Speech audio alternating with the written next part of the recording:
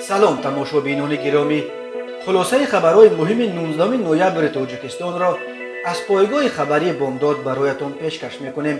Шурӯъ мекунем аз як нигоҳи кӯтоҳ ба сархати хабари муҳими рӯз дар ин барнома. паёми адвокати зиндонӣ ба эмомалӣ раҳмон ва рустами эмомалӣ.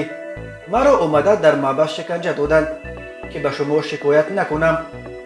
кӯмаки ширкати зета мобайл ба беш аз 100 кӯчарук дар хуҷанд. сокини турсунзода аввал амсарашро 6 корд зада ва сипас қасди ҷони худ кард. дар душанбе ду мардро барои латукуби занҳояшон ҳабс карданд. устоди донишгоҳи фарғона дар қимор $5000 бой дода худро ба дор овехт. ҳалокати посбони 81сола ва пулҳои бародари шӯяшро дуздидани як ҷавонзан. ва акнун тафсилоти хабарҳо.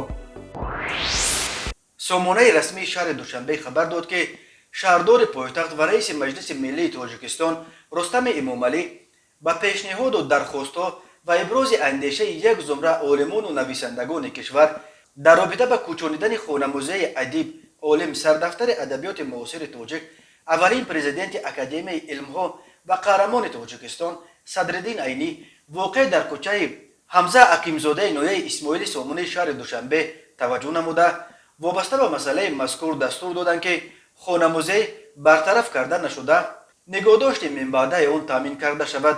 бино ба иттилои шаҳрдорӣ рустами эмомалӣ ҳамчунин ба сохторҳои дахлдор супориш додааст ки гирду атрофи осорхона ободу зебо нигоҳ дошта шуда мунтазам корҳои сабзкориву гулзоркунӣ амалӣ карда шавад. рустами эмомалӣ ба ин тартиб ба масъалаи кӯчонидани осорхонаи айнӣ ки чанд рӯз боз ҷомеаро бахусус равшанфикрони тоҷикро ба ташвиш оварда буд нуқта гузошт. равшанфикрон тавре аз вокунишҳояшон ба назар мерасад ин тасмимро хуш истиқбол карданд. ақли солим пиру шуд, худоро шукр, навиштааст нависандаи тоҷик қодири рустам. ёдовар мешавем рӯзи 11 ноябр Азия Плюс бо такя ба як манбаи наздик ба осорхонаи Садриддин Айнӣ хабар дод ки ҳоло дар пойтахти Тоҷикистон масъалаи чапа кардани ин осорхонаи сардафтари адабиёти шӯравии тоҷик баррасӣ шуда истодааст. дар посух Фарҳод Раимӣ раиси Академияи миллии илмҳои Тоҷикистон навиштааст академия мувофиқи мақсад медонад ки аввал осорхонаи нави Садриддин Айнӣ ба таври замонавӣ сохта шуда сипас нигораҳҳои осорхонаи мавҷуда ба он ҷо кӯчонида шавад. аммо Шамсиддин Муҳаммадиев муовини раҳбари пажӯҳишгоҳи забон, адабиёт, шарқшиносӣ ва мероси хатӣ ба номи рӯдакӣ гуфт вақте ин масъала дар шӯрои илмии пажӯҳишгоҳ ҳам баррасӣ шуд олимон мухолифи тахриб ё кӯчондани осорхона баромаданд ба ин далел ки ин ягона хотира аз айнист. дар пайи мавҷи эътирозҳо дар матбуот ва шабакаҳои иҷтимоӣ шаҳрдорӣ муроҷиаташ ба академияро таздиқ кард вале гуфт фақат машварати олимонро дар мавриди кӯчонидани ин осорхона ба ҷои муносиб пурсидааст. шаҳрдорӣ афзуд масъалаи мазкур ҳанӯз ҳалли ниҳоии худро наёфтааст ва он дар марҳалаи омӯзиш қарор дорад.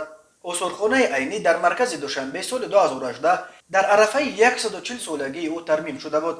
Садриддин Айнӣ барои саҳмаш дар рушди адабиёт ва забони тоҷикӣ ва дар таъсиси ҷумҳурии Тоҷикистон сазовори унвони қаҳрамони Тоҷикистон шудааст. Саиднуриддин Шамсиддинов адвокат ва судиҷрочаи собиқ аз нояи бахш ки дар поёни соли 2020 ба 8 солу 6 моҳи зиндон маҳкум шуд рӯзи 19 ноябр муроҷиатномаашро ба унвони президенти Тоҷикистон Эмомалӣ Раҳмон ва раиси маҷлиси миллӣ Рустами Эмомалӣ нашр кард. Саиднуриддин Шамсиддинов мегӯяд ӯро бо мақсади пӯшондани қонуншиканиҳои мақомоти ҳифзу ҳуқуқи нояи бахш бар асоси иттиҳомоти сохтаю бофта маҳкум ба зиндон карда барои он ки дигар ба ягон ҷо шикоят накунад аз номаш дар интернет видеоҳои нашр карда ба зиддаш бо иттиҳоми гӯё ҳамкорӣ доштан бо созмонҳои мамнӯи ҳизби наҳзати исломӣ ва гурӯҳи 24 парвандаи нав оғоз карданд. адвокати зиндонӣ дар муроҷиаташ мегӯяд ӯро барои як порча замин ва дар ҳоле ба чунин муддати тӯлонӣ маҳкум карданд ки аз аъмолҳояш ба ягон кас зарар нарасидааст. Саиднуриддин Шамсиддинов мегӯяд додстонии нояи бахш ҳатто ба маъбас омада ӯро шиканҷа дод то ки аз иддаъҳои шикоятҳояш даст кашида ба тақдир тан диҳад. Саиднуриддин Шамсиддинов аз Эмомалӣ Раҳмон ва Рустами Эмомалӣ хостааст ки парвандаи ӯро зери назорати худ бигиранд ва ба як додгоҳи беғараз бисупоранд. агар гунаҳкор бошам тайёрам дар назди қонун ҷавоб диҳам, лекин ман ягон гуноҳ надорам. ягона гуноҳам амин буд ки قانونشکنی‌ها را در نویه بخش آشکار کردم، میگوید ادوکات زندانی. سعید نوردین شمس‌الدینوف را ماه دکامبر سال 2020 بر اساس 7 بند کودکس جنایتی از جمله برای خرید و فروش زمین و قلابی به 8 سال و 6 ماه زندان محکوم کردند. روز 25 دکامبر در سخن آخرین خود در دادگاه گفت اتهامات به ضدش اعلان شده از جمله خرید و فروش زمین، قلابی و پنهان کردن معلومات غلط را نمیپذیرد. شمس‌الدینوف قبلا شکایت کرده بود که پس از چند مراجعت به سامانه پرزیدنت تاجیکستان، مسئولان دادستانی نویه بخش او را چپ گرفتند و به فروش غیر قانونی زمین متهم می‌دانند. سعید نورالدین شمس‌الدینوف در دوشنبه در محبس سابق کارمندان مقامات قدرتی واقع در نزد ریاست بازرسی دولتی اتومبیلی حکم خود را ادا می‌کند. ماه ایون خبر دادند که به ضد این ادوکات که الکی به 8 سال و 6 ماه زندان محکوم شده است، با اتهام همکاری با سازمان‌های ممنوع از جمله گروه 24 پرونده نو گشودند. گفته می‌شد که او گویا ماه ینور برای پرونده و ناروزگیش از جریان تفتیشات به گروه 24 و پیامنت مراجعت کرده است. فیض اولی وکیل مدافع سعید نورالدین شمس‌الدینوف آن وقت گفت زیر حمایه‌اش توسط تلفن محبس با او تماس گرفته گفته است هیچگاه به گروه 24 مراجعت نکرده است. وی افزود زیر حمایه‌اش تنها با امضای سعید صدر درباره بی‌عدالتی در نویه بخش به سامانه پرزیدنت تاجیکستان عریضه و مقاله می نوشت. صبح بر وقت 19 نوامبر که عین افج کار کوچه‌روبان و پاکیزه‌کاران در کوچه و خیابان‌های شهر خود جمع بود، کارمندان شرکت مخابراتی زد موبایل با قهوه گرم و بسته‌های کمک‌های غذایی به زیارت آنها آمدند. دفتر مطبوعات شهردار خود جمع گفت صبح 19 نوامبر از جانب مسئولان و کارمندان زد موبایل بخشیده به روز پرچم ملی جمهوری تاجیکستان به زیاده از 100 نفر روبنده پاکیزه‌کاران شهر کمک‌های غذایی تقدیم کرده شد. همزمان به روبنده پاکیزه‌کاران برای خوراک سحری قهوه گرم با نان و سیر و عسیب و برای فعالیت روزمره‌شان نیز دستپوشک‌ها تقدیم کرده شد. بنا به اطلاع این منبع، بسته کمک‌های زد موبایل از مواد نیاز اولیه از جمله آرد، شکر، روغن، برنج، مکرون، چای خشک و محصولات دیگر عبارت بود. نمایندگان زد موبایل ضمن تقدیم این کمک‌ها با کوچه‌روبان و پاکیزه‌کاران سرریاست آبادانی شهر خود جمع گفتند که تازگی و خرمی شهر از زحمت آنها خیلی وابسته است. به خصوص در زمان پنجشنبه بیماری‌های سرایتی ما باید در جاده آبادانی و تازگی مسئولیت بیشتر را حس نماییم. گفته می شود در اطلاعیه روبندگان و پاکیزه‌کاران برای این کمک برایشان غیر چشم داشت اظهار سپاس کردند. مرکز مطبوعات ریاست وزارت کارهای داخلی دوشنبه خبر داد که 2 ساکن پایتخت تاجیکستان برای زوروری نسبت به همسرانشان به 5 شبانه روز حبس مأموری محکوم شدند. از جمله در نتیجه سنجش و بررسی مراجعت یک زن از جانب ناظران پیشگیری زوروری در اویلا، مقامات میلیسای پایتخت در حدود نویه شومنصور یک حالت خشونت اویلوی آشکار کرده شده است.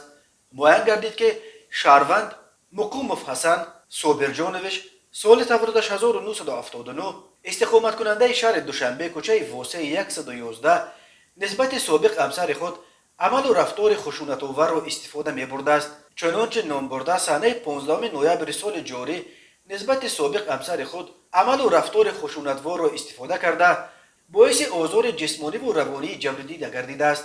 گفته می شود در اطلاعیه وابسته به حالت مذکور نسبت به دستگیر شده مقوموف حسن طبق طلبات ماده 93 علاوه 2 کودکس حقوق ویرانکنی مأموری جمهوری تاجیکستان برای رعایت نکردن طلبات امرنامه محافظتی پروتکل مأموری ترتیب داده شده با حکم دادگاه نسبتش جزا در نمود حبس مأموری به مهلت 5 شبانه روز تطبیق کرده شد. اینچنین در نتیجه سنجش مراجعت یک زن دیگر از جانب کارمندان میلیسیا شهروند جیلوبوف امانعلی قربانعلیویچ سال تولدش 1985 استقامت کننده شهر دوشنبه کوچه کریموف دستگیر کرده شد. ضمن پرسش معین کرده شد که نامبرده صحنه 16 نوامبر سال جاری در حالت مستی با همسر خود مناقشه نموده نسبت او زوروری استفاده کرده است.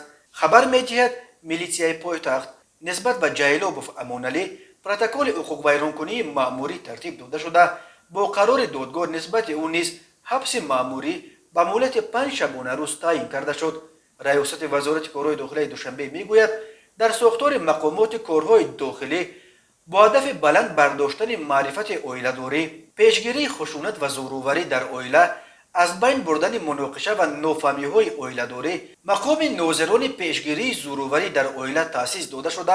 در نتیجه فعالیت آنها و دیگر مقامات میلیسیا، حادثه‌های زیاد خشونت و زورآوری در عائله آشکار و نسبت پایمال کنندگان حقوق و منفعت‌های زنان چاره‌های دخلدار قانونی اندیشیده شده. عائله‌های زیاد از خطر جداشوی نجات داده شدند. مرکز مطبوعات وزارت کارهای داخلی تاجیکستان از آشکار شدن باز یک حالت قصد کشتار بهرحمانه همسر از جانب شوهرش خبر داد.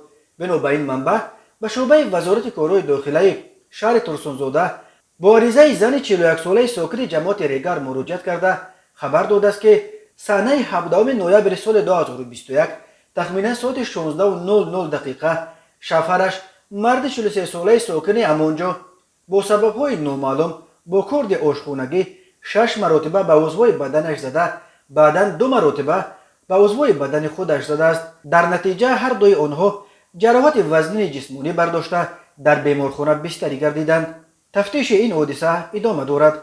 در یک ماه آخر این دست کم چهارمین حادثه دست به جان خویشاوندان نزدیک خود زدن شهروندان در تاجیکستان است.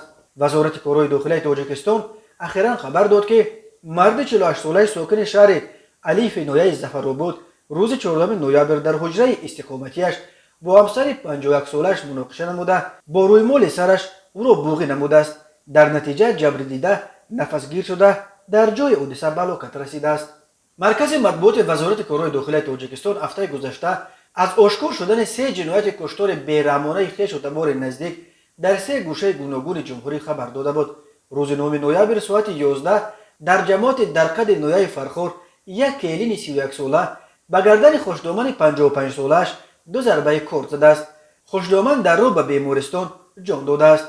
همان روز ساعت 16 ساکن 27 ساله جماعت اونچی نویه فرخور با تلفن همسر 25 سالش را به شهرک غفورов دعوت کرده او را با 13 ضرب کارد جابجا کشته است. شب 17 اکتبر ساعت 22:30 دقیقه ساکن 45 ساله دهه فراب جماعت کروش نویه اسپیتامین که قبلا برای افباشی و نگاه داشتن مواد ترکنده سود شده بود در جریان مناقشه عائلوی همسر 32 سالش را با سنگ به سرش زده کشته است و سپس با مقصد پنهان کردن این جنایت جسد زن را به کانال فرهاد پرتافته است. وقتهای آخر از تاجیکستان درباره کشتار خویش و تبار نزدیک خبرهای زیاد به دست میرسد. جامعه شناسان این را به افت ارزش‌های اخلاقی در جامعه و روحانیان به دور شدن مردم از کلام الهی و ارزش‌های دینی ربط می‌دهند. استاد دانشگاه دولتی فرخانه در ازبکستان روز 18 نوامبر خود را در قبرستان نزدیکی خانه‌اش به دار آویخته است. سامانه محلی اوز نیوز خبر داد که استاد دانشگاه بعد در قمار تتالیزاتور بای دادن مبلغ بزرگ دست به جان خود زده است. سخنگوی دادستانی کل ازبکستان حیات شمسودینوف به اوز نیوز گفته است که در جریان تفتیش معلوم شد که استاد دانشگاه فرغانه رحمانوف توسط اینترنت در یک شرکت بوکمیکری پول کلان گذاشته بای داده است. معلوم شده است که او 57 میلیون سوم ازبکی تقریباً $5000 پول قرض گرفته همه این پولها را در قمار بای داده است. جسد او را روز 18 نوامبر از یک قبرستان واقع در نزدیکی خانه‌اش پیدا کردند. تفصیلات دیگر حادثه دسترس نیست. دین اسلام قماربازی از جمله پول گذاشتن در تتالیزاتور را منع کرده است، ولی با این وجود در اکثر کشورهای مسلمانی به طور پنهانی یا آزاد شرکت‌های زیاد قماربازی فعالیت دارند. با پیدا شدن میدان‌های اینترنتی مردم می‌توانند در تتالیزاتورهای بین المللی نیز به صورت آنلاین پول گذارند. وقتهای آخر در کشورهای آسیای مرکزی از جمله در تاجیکستان نیز هزاران نفر به شرکت‌های قمار و بوکمیکری داده شده در پی به دست آوردن درآمد مفت مبلغ‌های بزرگ برخی حتی به امید فایده ماشین و خانه‌های خود را به قمار می‌گذارند. موردهایی که کسی از قمار ثروت به دست آورده باشد اگر حتی باشد هم انگشت شمارند، ولی در اکثر حالت‌ها آنهایی که چنین ریسک می‌کنند دو دست در بینی یعنی بی خانه و در و ماشین در کوچه می‌مانند. روز 17 نوامبر سال 2021 تخمیناً ساعت 21:50 دقیقه راننده автомашини тамғаи даф پیرامقلوف کامل جلیلوویچ سال تولدش 1972 ساکن شهر ترسونزاده به داخل ترمینال مسافرکشانی شرکت وحدت 2012 شهر مذکور وارد شده. بنابر تاریک بودن هوا یکی از پاسبانان ترمینال مذکور نظریف نعمت الله سال تولدش 1940 ساکن امین شهر را پخش نموده است. در نتیجه پاسبان ترمینال مذکور نظریف جرات وزن جسمانی برداشته در جای حادثه به هلاکت رسیده است. به شعبه وزارت کارهای داخلی یک در نویه رودکی با عریضه مرد 57 ساله ساکن جماعت دیهات زینب آباد نویه مذکور مراجعت نموده است که 17 نوامبر سال 2021 تخمیناً ساعت 13:00 دقیقه هنگام در حالت مستی در حدود جماعت شهرک سامانیان قرار داشتنش شخص نامعلوم با رای آشکارا از جیب شیمش 650 سامانی را تصرف نموده از جای حادثه غیب زده است. هنگام گذرانیدن چاره‌بینی‌های اپراتیوی جستجویی از جانب کارمندان میلیسیا مرد 40 ساله ساکن جماعت دیهات زینب آباد امین نویه همچون گمانبر در صادر نمودن جنایت غارتگری دستگیر کرده شد. به شعبه وزارت کارهای داخله در نویه کوشانیان با عریضه مرد 26 ساله ساکن جماعت دیهات رودکی نویه وخش مراجعت نموده است که 16 نوامبر سال 2021 تخمیناً ساعت 2:00 دقیقه شخصان نامعلوم از زمین‌های چراگاه جماعت دیهات نوبهار نویه مذکور دو سر چارپای میده شاخدار را دزدیده از جای حادثه غیب زدند.